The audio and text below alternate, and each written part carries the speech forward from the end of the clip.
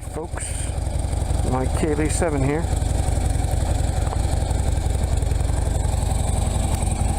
So, every once in a while, I find myself getting into flame wars on Facebook, sometimes on YouTube.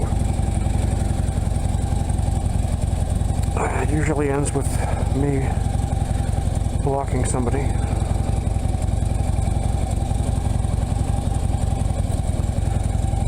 And today's flame war was brought to you by anarchy.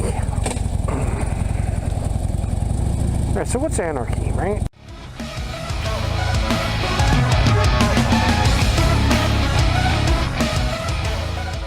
What is it? Well, first off, it's something Charlie Chaplin apparently advocated. He thought everybody should be free.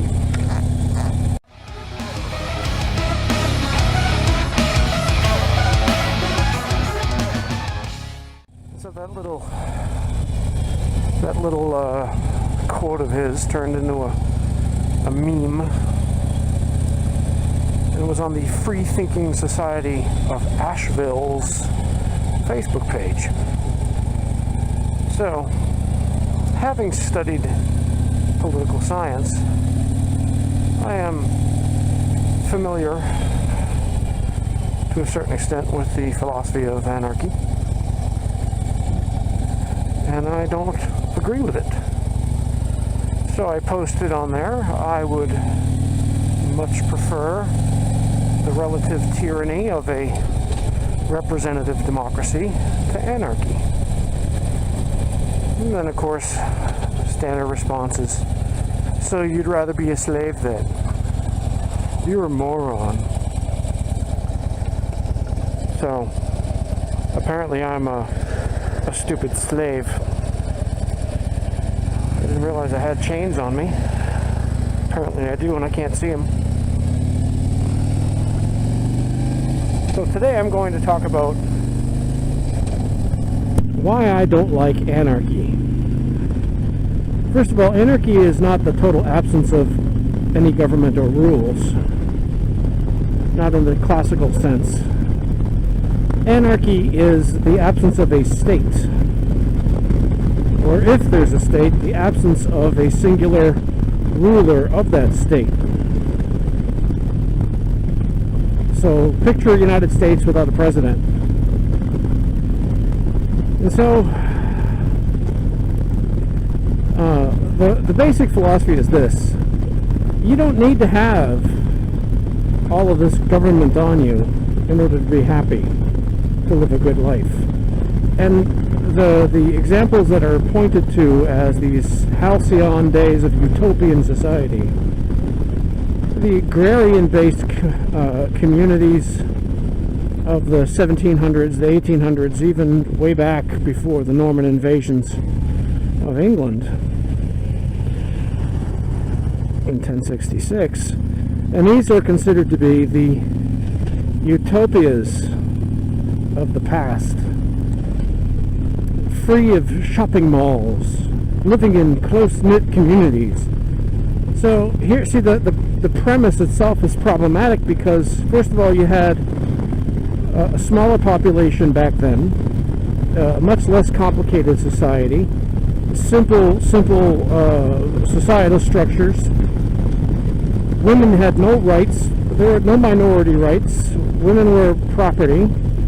Religion dominated, fear dominated, and then there were invasions of the Anglo-Saxons and Jutes or whoever else to overtake and dominate these people who were free. Even the Paris communes didn't work out. And then you had anarchists thrown out of the communists because the communists were like, yeah, you're too nuts for us too. So there's never been a large-scale anarchy society that had, 300 million people in a complex economy. And why the hell would I want to go back to living in the agrarian days? I like having shopping malls. I don't want to sew my own clothes. What the hell would that be for? I don't want to have to grow my own food, kill my own animals to eat them. I live at the benefit, because of the benefits of society as we've had it. I'm alive. I mean, asthma wouldn't have been something that you'd survive with back in the day. The broken leg that I got wouldn't have been curable back in the day.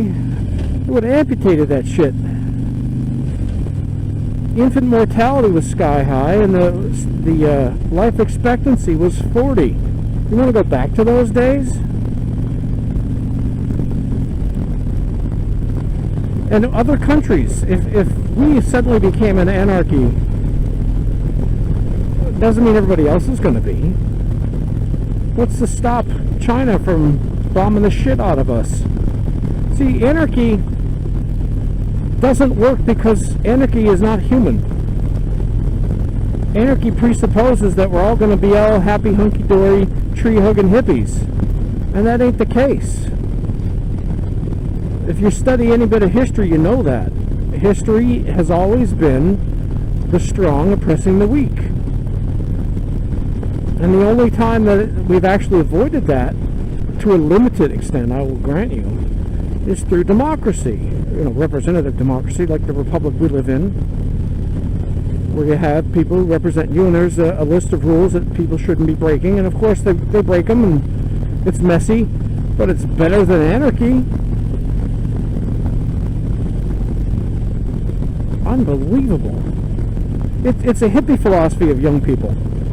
Sorry, young people. I used to be a communist when I was younger. When I was in high school, I was a Marxist. Not a Leninist. I was a Marxist. I believe that the worker should benefit from his labor fully. I didn't believe that I didn't believe in profit and capitalists and all that. And then I started to grow up and realize communism doesn't work because it's not human. We're not bees, we're not ants, we're human beings. Unfortunately for us, greed is a major motivating factor. Power, greed, laziness, luxury, all that stuff. The system we have isn't perfect, but it works a hell of a lot better than communism. Another thing that the anarchists require as part of their system is participation. So in other words, if there's going to be a law, everybody has to vote on it. Think of how many laws we have. And you might think we have too many laws, but the reason we have laws is because people have been advocating for them. Like handicapped accessible ramps. That's a law. People had to fight for that law. Who was fighting for it? People who had wheelchairs and couldn't get up the fucking ramp. They have laws for what can go in your food. You know why? Because people got fucking poisoned, and so that's why there are laws for that. Not every law is a good one, but I can understand why we have them all. And so if we all had to vote on all the laws all the time, that's all you would do.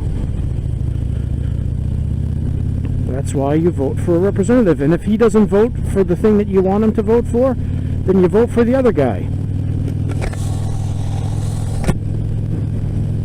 I think anarchists are young people because they don't have any friggin' experience yet. And I know I sound like an old fuck, but how many 70-year-olds do you see who are anarchists? The only one I can think of is Noam Chomsky, and that's about it. That guy's smoking something.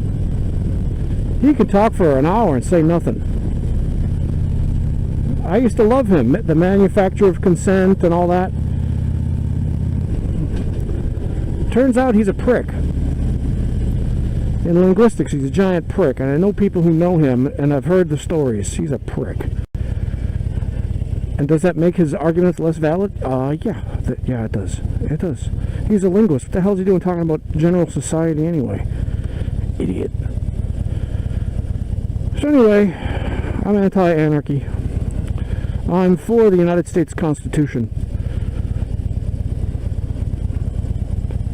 Alright folks, I'll talk to you later.